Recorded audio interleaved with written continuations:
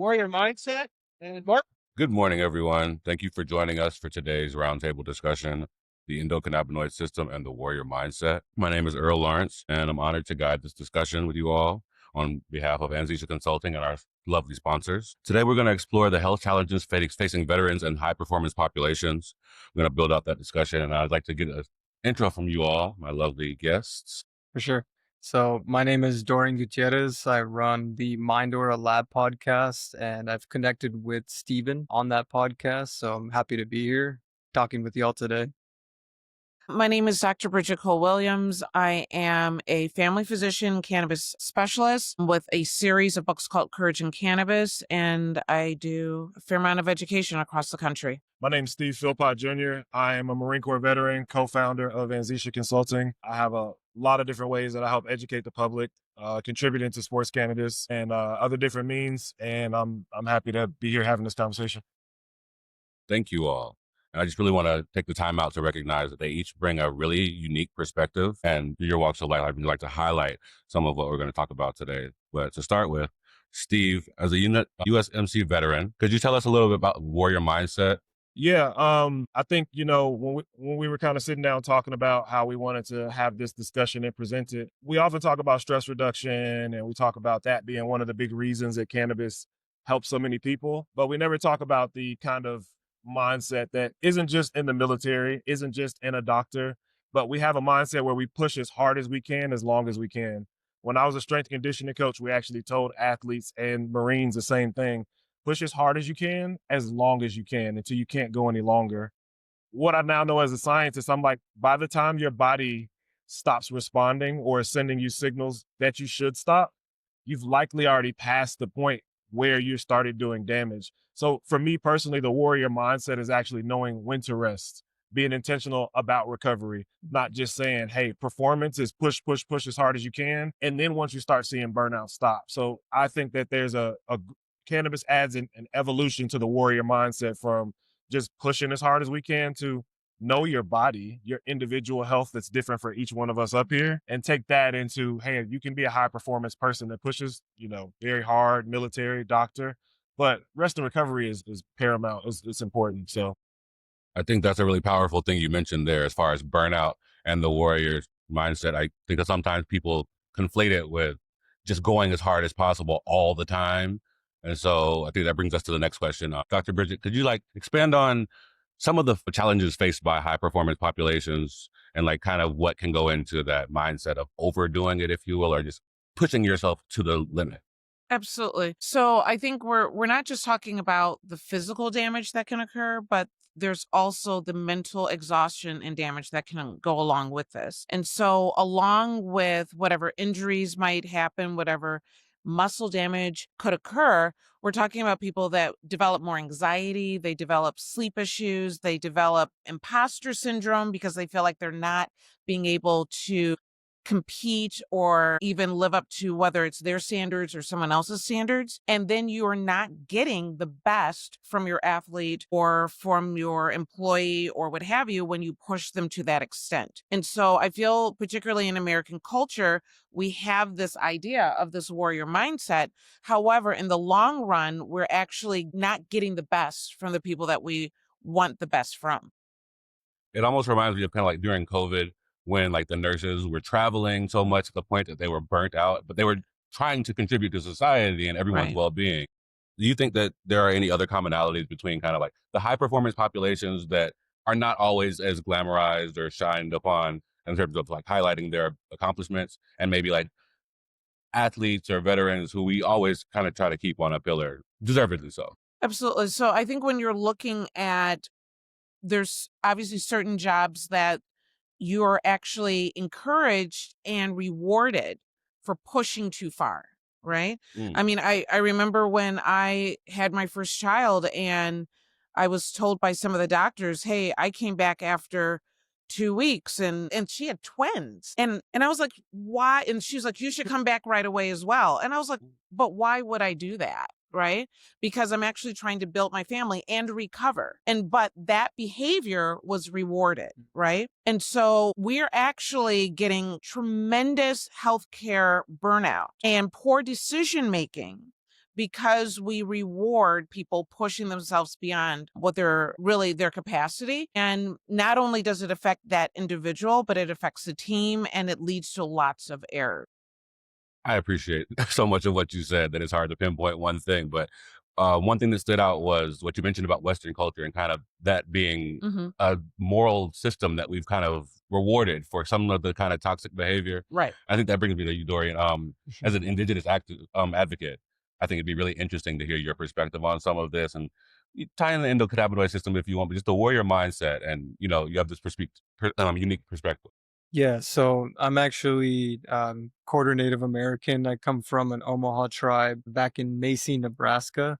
So, Omaha in our native tongue actually translate to against the current. You already see the ties that I can go back to from my roots, right? Seeing the poverty and the reservation, seeing the amount of stress and turmoil that my people go through, it already begs the question of why I feel like I have this pull to the resilience of maintaining my composure when times are tough, right? So when you're talking about the warrior mindset, you're talking about how you endure stress, how you endure pressure. What is your true character when you are trying to not unfold? You're trying not to unravel. And from my perspective, seeing my mother being raised on the reservation, seeing the plights of the alcoholism that runs rampant in my community, I turn the other way and persist on making sure that I'm a good role model, that I'm an advocate for making sure that future generations of the Native American populations are seeing someone that's rising above all of the shit that has been pushed upon us. When I started becoming an advocate for cannabis at the age of 15, I didn't know how far I was going to travel down this pathway. My ambition was to go into medicine like yourself. So I was pre-med, but then as I started learning about the medical system and being a part of the clinical trials and whatnot, I started seeing that our healthcare system is definitely flawed.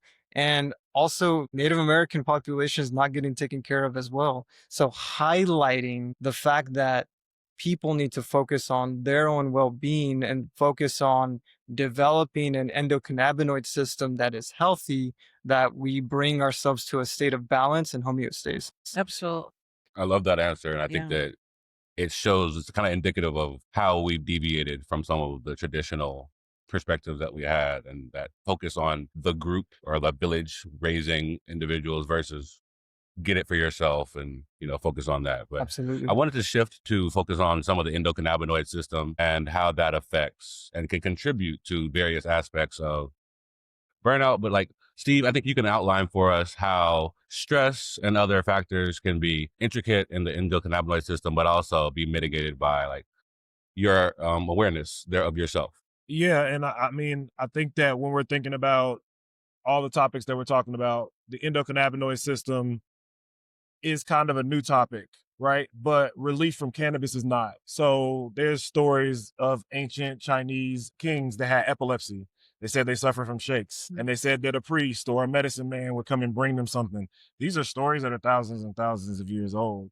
So I think fast forward to now we have names for, this plant contains THC and CBD. People who were consuming in the 60s didn't have a word for it. It was just like, do you have some? It's like, some what? Some is what I'm looking for. Now, looking at the fact that we know that there's an endocannabinoid system, when you talk to athletes, when you talk to high performance populations and you can empower them with, hey, there's this system that actually helps you reduce stress. I think alcohol often gets comparable to cannabis. And the reason that I say it's difficult to use that is because alcohol is a neurotoxin. If you Google it, it is a neurotoxin without anybody's opinion. Cannabis is a neuroprotectant. At least since 1999, since the Department of Health and Human Performance filed a patent that says cannabinoids are antioxidants and neuroprotectants. So I think now that you start having this conversation, the endocannabinoid system becomes something that's much more general because you don't have to consume cannabis to have an endocannabinoid system. You don't have to be a human. Your cat, your dog, bears, fruit flies, jellyfish. This becomes like life on Earth and the endocannabinoid system have evolved together for 600 million years.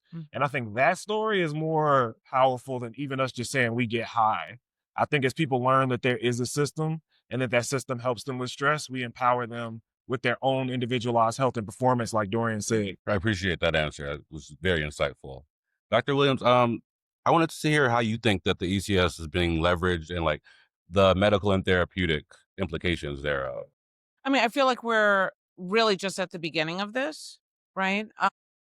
Despite the fact that we do have this system, that we're really just putting words to it. We're really just learning about the compounds and molecules that will interact with it and with the receptors.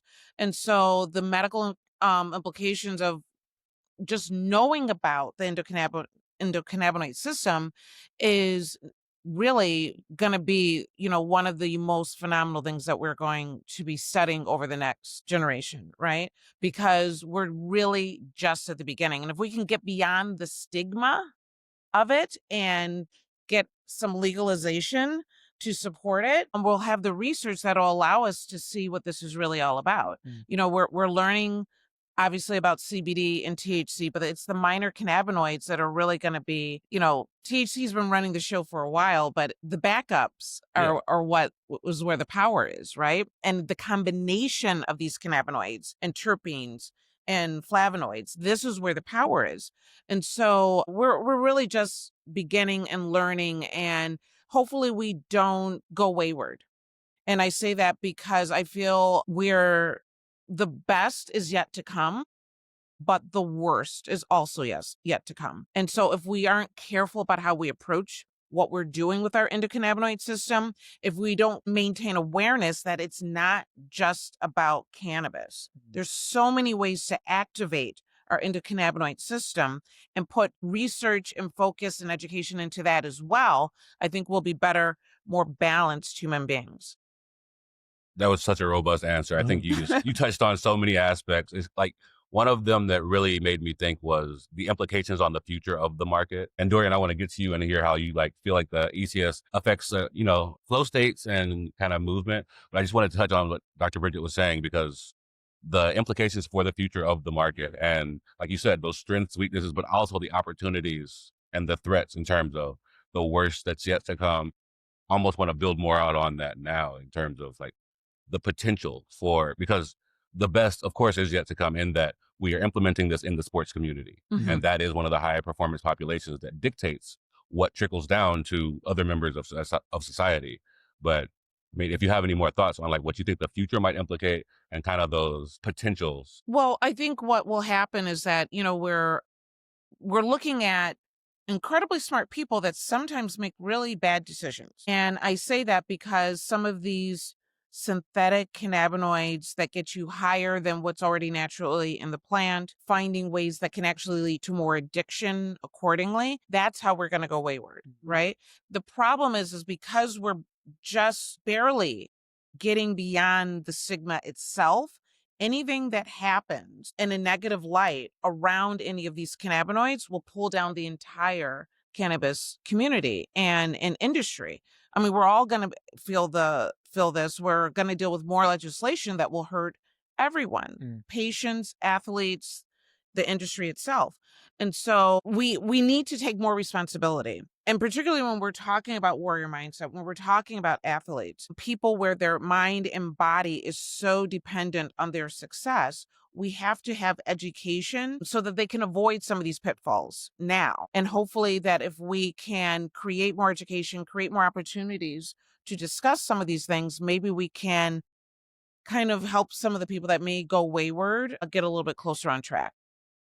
I really appreciate that answer. And I think it kind of touches on what Steve mentioned as far as the endocannabinoid system and its age, regardless of what we did with cannabis or drugs, that exists regardless. But I also wanted to hear from Dorian about flow state and movement and how you feel like that ties into the ECS. But Yes, also certainly. give us a little background on the dancing career, because I don't know if you touched on that. Sure. Yeah. So I actually have been dancing and raving for the past 10 years. And the style of dance is called shuffling. It originates out of Melbourne, Australia. So the way that I got into it is funny, is because my younger brother was practicing this style of dance. Like, I always loved trance, house music, but I needed a stress relief. So I would do like 8 hours of my STEM courses all day.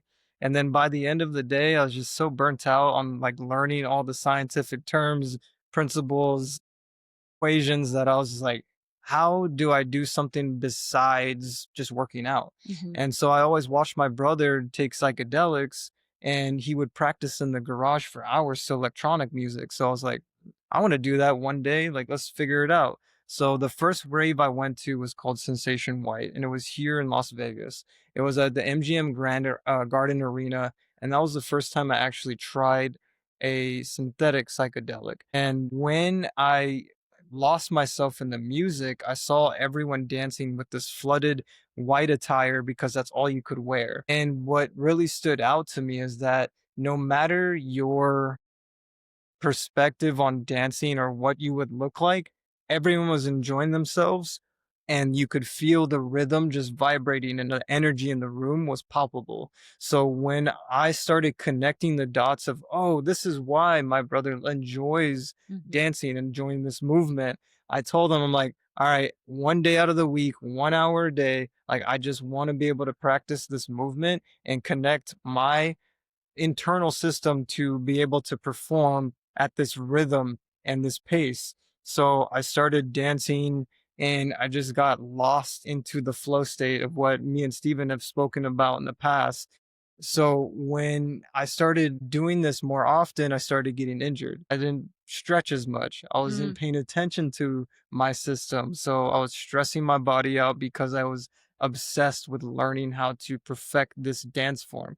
What I didn't realize is that there is no perfection. It's just simply practice and it's just flowing and being with the music, releasing that stress.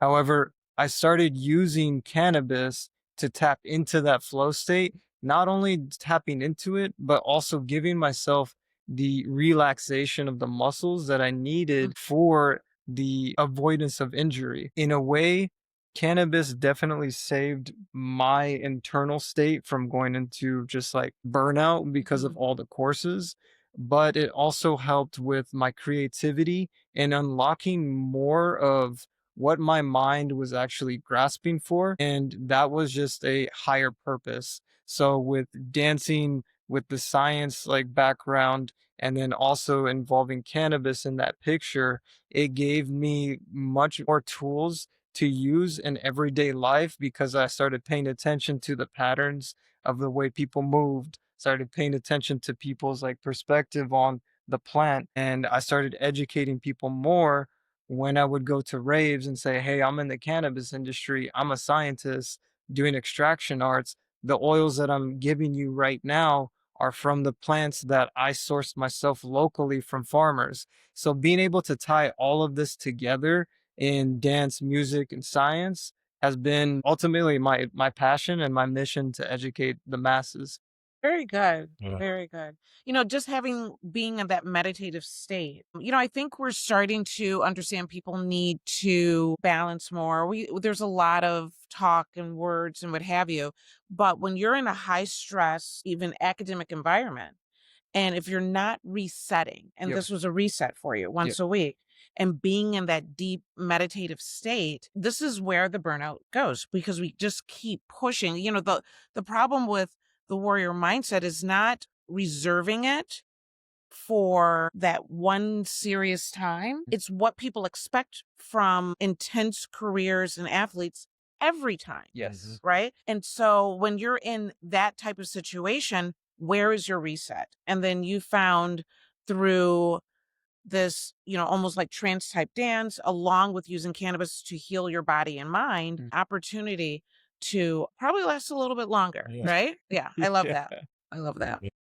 So we've talked about some of the challenges and the role of the ECS, but I want to explore some solutions, like what you were just saying, in terms of kind of capturing that focus, but not allowing it to deter you from your warrior mindset. In that you're constantly doing STEM and this high level work. And for those who don't know, you want to tell us what STEM means? Yeah, so I mean, STEM field is like science, technology, engineering, or mathematics, like whichever field you're going to go in for a degree. And normally, like when you get into one of those programs, and you can definitely attest to this, you don't know what you don't know until you start getting into all of the weeds of all the scientific principles that you start tapping into. And you start to take a step back and you're just like, wow, there's so much knowledge out there. There's so many teachers, and I just want to absorb as much as I can. But you get funneled and narrowed into a path where you're going to be a specialist. And for me, I'm more of a jack of all trades. I like to be a generalist. I want to be able to touch on this. I want to touch on that and be able to get lost in the sauce of just knowing the knowledge and also learning from different mentors all across the boards, right? So being a student first and never a master has been my approach. I think that's a beautiful approach in terms of we could fill a library with the things we don't know, right? And some people get caught up on their one specialty, their field, Absolutely. and it can put blinders on in terms of the plethora of things that could enrich what you know. So I appreciate you bringing that up. And Steve, I wanted to get some feedback from you in terms of, we started to address this kind of conversation around the ECS and what overtraining and stress can do as far as the negative things and the impact of maybe not taking care of yourself. And so as far as the warrior mindset, what do you think some healthier approaches, including like self-care, cannabis, wellness, kind of, what do you think that looks like? Yeah, absolutely. And I think, again, the common theme that we keep talking about is how hard can you push yourself? And do you know when your change oil or check engine light comes on, or are you not even looking at I ask people, would you drive and never know when your oil needs to be changed, when your gas is low? And that's kind of how we push our bodies. So I think what was really funny to me is while I was deployed, I met a lot of people on the other side of the planet that had different cultures that they were raised in. And every single culture had some type of ritualistic daily practice where they would stop everything they were doing. No, you could talk about everything from siesta to actually praying, 3 times a day. And I said, you realize that takes you out of whatever current stimulus you had, whatever cycle you were stuck on, whatever you were focused on, whether it be, I've been studying for finals for, a lot of people study for finals to the point where they're not actually learning anything anymore. In America, the warrior mindset is, well, I did 50 hours of studying. How many did you do? You only did 10 hours of studying? Oh, okay. So that competitive kind of mental state, it becomes toxic. It's in corporate America. It's everywhere. So to answer your question, I think people realizing that, hey, you can only perform this good if you have rest and recovery. LeBron James is an anomaly to all of us. We're like, hey, this guy's in his 40s. He's dunking on 18-year-olds who are, quote unquote, in the peak shape of their life. But you also hear this common thing talked about that LeBron spends $1 million a year on his body. LeBron started eliminating sugar. And then he's like, what is inflammation? Now you educated an athlete on inflammation. Now he's going to the store and going, I don't want to put stuff in my body that causes inflammation. Now he wants to do meditation. So it starts in this, it is a personalized, individualized, kind of health and wellness. And then a little bit of education on one topic, say the endocannabinoid system. You telling somebody that they don't have to consume cannabis, but they can meditate to help their endocannabinoid system. They can do yoga. They can go on hikes. They can exercise, like you said. Even just a healthy diet with the, non-Western balance of omega-3s and omega-6s. These things all help your endocannabinoid system. So I think those are positives. Those are things we can look forward to. And I didn't say anything about cannabis in that conversation. So it just shows the supplementation that cannabis is a tool to this kind of broader conversation that we're having. I mean, the conversation that you kind of steered it towards sustainable solutions in terms of wellness practices, but also the ECS and just where we are as humans. And I'd like to get Dr. Bridges' perspective on what you think communities can do to embrace that more, especially high performance, like veterans that can sometimes be kind of steered away from what we would consider self-care in favor of pursuing the Western iteration of this warrior mindset where you just push yourself and you get used by corporations or the military industry complex until you are of no more service. I think we're definitely a culture that's influenced by our leaders or by our celebrities or what have you. And if we see them taking those steps, instead of focusing on the cars that they're buying or the last award that they won, but if we can put more focus into how they are maintaining this ability, how we need to be more present in the moment, because we're a culture that's always looking for the next thing, the next step.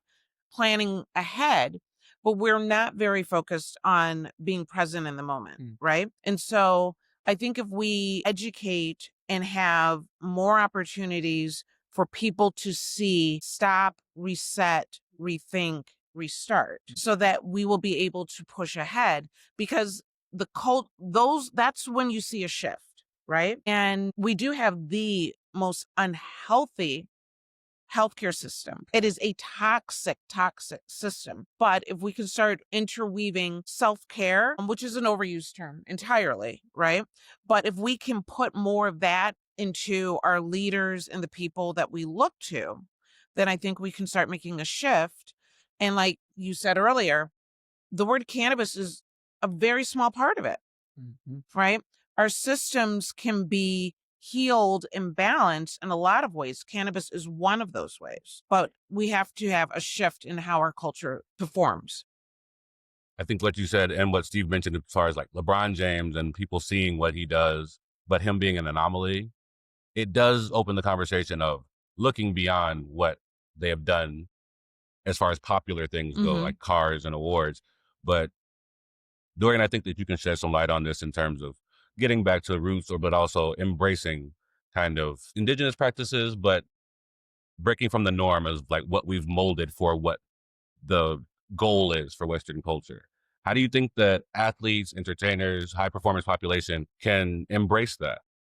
Yeah, I think, going based off of what Dr. Bridget and Steven said, we need to shift our way of thinking to slow down and to reset for sure. Think with the many distractions that are given to us in first world countries, we are flooded with options. Like when you go into a grocery store, you're inundated with options that are all along different aisles. You're constantly being flooded with, could you do this today? Yeah, you could. And then another ad will pop up and say, oh no, distract you from your current mission. So I think with being intentional with where you're headed towards in a day is grounding in itself, right?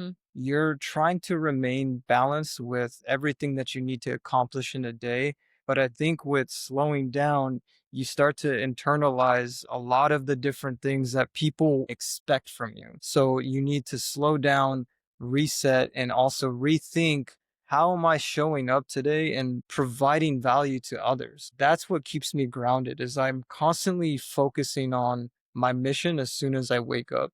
How am I going to show up today? How I'm going to be reserved in moments of distress where I feel like I'm going to buckle under the pressure of someone else's expectations, your work expectations, or even some from your family, right?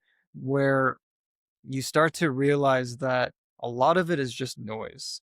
And once you start cutting through that noise and start narrowing your focus on things that matter to you, your performance starts to increase tenfold. You start to develop patience for being in uncomfortable situations, because you're starting to place yourself in those uncomfortable situations where you're allowing your voice to tell you the things that you don't want to hear, but you're practicing the ability to decipher that the imposter syndrome within you is going to always be a part of you. However, your conscious self is the one that dictates the flow of the day, of your reactions, and how you respond to the environment. I can really appreciate what you said about slowing down and taking your time in those moments, because I do think that even in the midst of like MJ Biz, we've all just been running around constantly. And I'm sure that you all have demands on your time. Like, we got brilliant people up on this board. And what can you say about not just taking time, but being intentional with the time you take? Anybody can answer this, but I'd love to hear your thoughts on not just taking a moment, because a lot of the somatic healing practices, they do dictate, could you just stop and be intentional about breathe? Just take a moment to think about what's bothering you, or like what is good. And so anything you guys want to add about like breaking away from normal culture, but also taking some time beyond for yourself and being intentional about what you can do with it? It's funny because I've probably built a reputation of going 100 miles per hour and doing way too much. Well, I saw your panel yesterday. It was amazing. It's an issue, but I have really gotten to a point where I'm creating more boundaries. And in the beginning, I would just say, no, I can't do that meeting, or no, let's start a little bit later, or whatever it may be. I'm a little bit more clear about it, where I will say to someone, no, I'm not going to do an 8 o'clock meeting at night because we're breaking into me taking care of myself or my family, and part of the reason I would say it is because I realize the person on the other end of that phone call is also willing to do an 8 o'clock meeting. I want them to know, take care of yourself. Love yourself. Right. And I used to just say, no, I can't do it. Now I'm a little bit more clear because I realize it's that accountability. It's being that leader that says this is not necessarily a healthy thing to just keep going 24 hours a day, right? And so it allows me to be more accountable. It allows me to be more thoughtful about it. And now when I'm dealing with my team, they know that I say that I'm pulling back. I'm not pulling back. I am being more accountable and caring for myself and my family better. Right. And so being more vocal and intentional creates accountability. If you're only just doing it in your head, you can get dragged back under in the current very easily. But if people start realizing what you're trying to do, then they will also respect that. And maybe they'll pick up on some of those ideas as well. I second what you just said. I think the Marine Corps was the first time in my life where I actually paid attention to every single thing that I did, every detail, because that's actually what they do. The beginning of boot camp, they actually try to remove as much of your identity as possible and let you just see who you are. And that, for a lot of people, is, in America, we say, I'm a goal-oriented person. They're not saying they're an identity-oriented person. So if you are always focused on the goal, it's easy to get to burnout because you can just say, even when you know you need a rest, but the goal. Every time you know you're getting feedback from your body, you're like, I'm going to push my body harder. I'll put caffeine in you until you just keep going. And what we don't realize is we have a natural balance that we didn't create.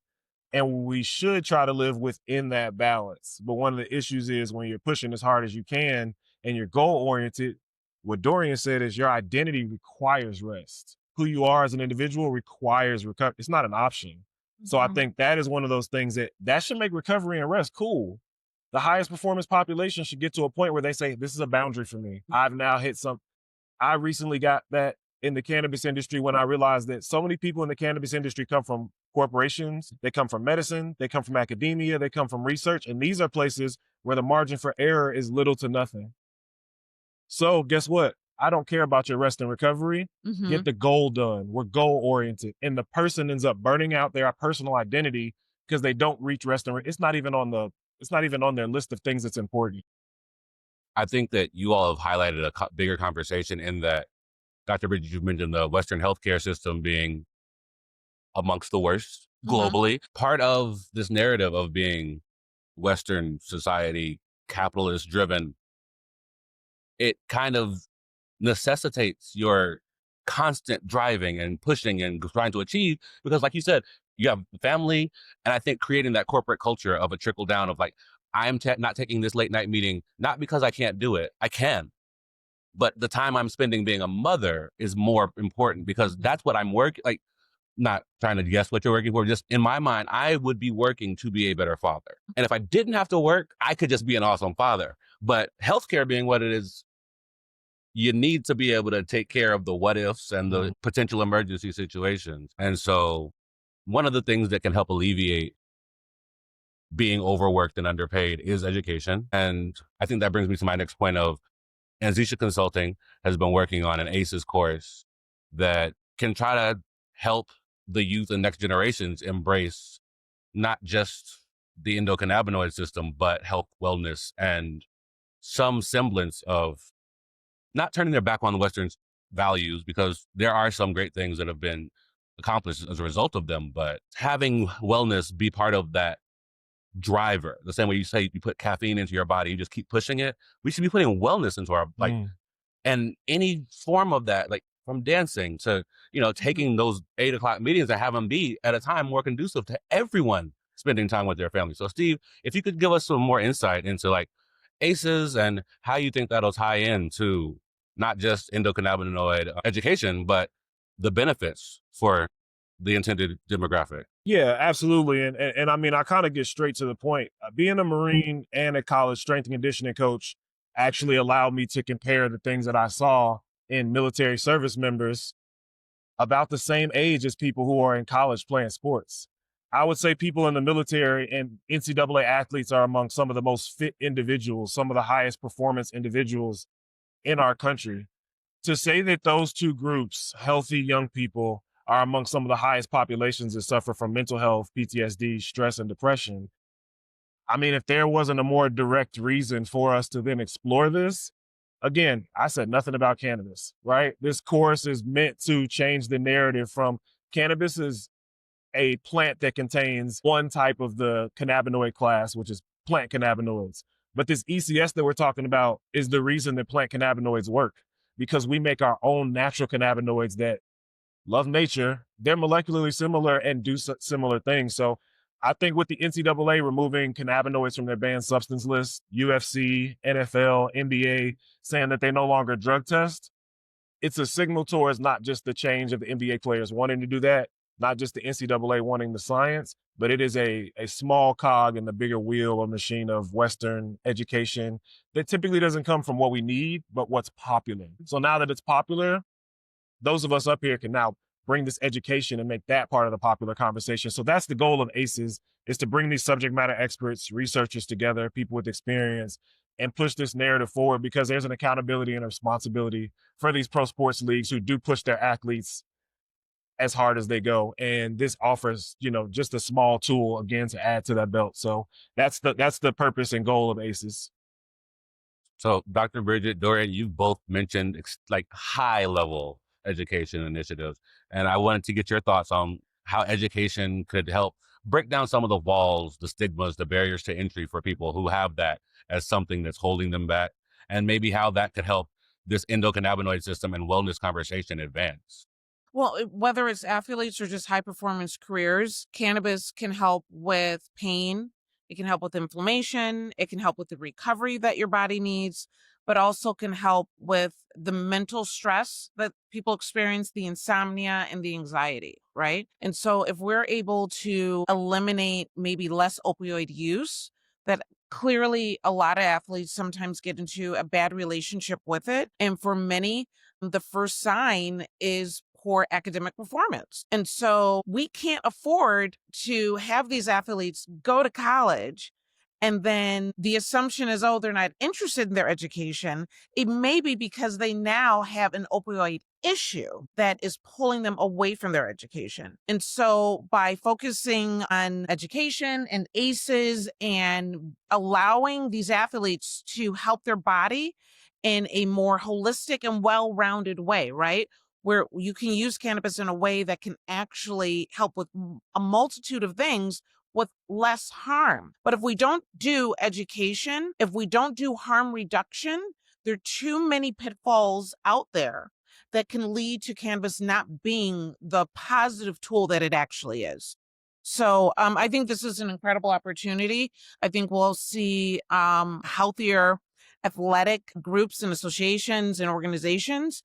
And anything that we can do to pull away from opioids, we'll be doing those athletes definitely a better service. Yeah, and then just to start to close things out, I think the way to start educating people about the endocannabinoid system and cannabinoids in general is just to make science cool again. Like, why did we all of a sudden dismiss science?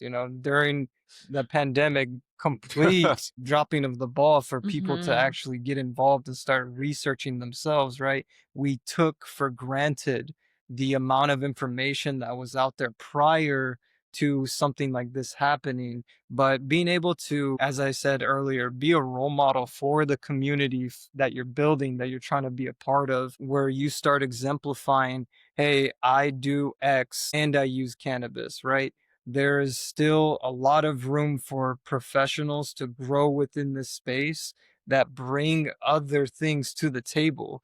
Like, all of us here bring something new to the table, and yet we're highly outspoken, we're very educated, but we're humble in the fact that we don't know everything. And that's what's beautiful. Yeah. I think that's a great place for us to leave it. But if you all have anything else that you're doing this year, I'd love to give you an opportunity to shameless plug real quick. So, and Zisha Consultant, obviously, please follow us on all social media platforms. The ACES course, this is kind of like the mic drop that we're doing here. So the ACES course will be launching public in 2025. We're not just looking at the NCAA. All major sports leagues that are now involved in this type of, I guess we're going away from prohibition, and athletes have one of the most ridiculed profiles for consuming cannabis. So this is a really intentional campaign, and anyone who's involved in athletics, we know that it expands to military veterans, healthcare workers. So it's a bigger conversation, and please follow us on all social media platforms and Zisha Consulting. And I appreciate this panel. Share what ACES stands for. ACES. So thank you. So ACES, ACES. So it is athletes, cannabinoids, and the endocannabinoid system. We intentionally chose those words in response to the NCAA's call to remove cannabinoids from their banned substance list. So this is all very intentional. I don't want to think people to think we're just making up a course. The NCAA has asked for assistance to meet them, and we've garnered subject matter experts to move that, notch one step further down. And hopefully this is something that we can make a positive impact in 2025. So new things that I'm looking forward to. Number one is ACES. So I'm excited to be involved in this and to help educate and help athletes in colleges make better decisions. I've taken on some new roles with Johns Hopkins as far as looking at their cannabis education, rewriting a little bit of what they have and teaching some courses with them. And I need to have fun too, but I like to work too much too. Warrior mindset. But I'm guilty as charged. But I work to create more balance. But I have a mobile infused mocktail bar, and we make amazing, over the top, ridiculous mocktails that we infuse individually for every person, including not just cannabinoids, but we have adaptogens and nootropics, and we make healthy mocktails. And it's a way to educate one person at a time. Oh, and that's the Blossom Bar. I was gonna say, you want to plug the website? Tell us about that. BlossomBarMocktails.com, and on social media, it's Blossom Bar Mocktails, one word, on Instagram. And we just need you to bring some samples for the next panel, but Yes. we appreciate you. Dorian? And so follow me on Instagram, Mindora, and the Mindora Lab. I'm growing my podcast and my brand actively in Las Vegas. I'm focused on training for my half marathon in February. And then I'll also be doing the High Rocks competition that's out in Miami. So I'm practicing what I preach, and I want to combine my activities with cannabis. So whichever way I can get the word out there, thanks for helping me get that out. Absolutely. And I want to thank you all for taking the time today. So, and thank you to our sponsors. And Kat, you've been amazing. Thank you.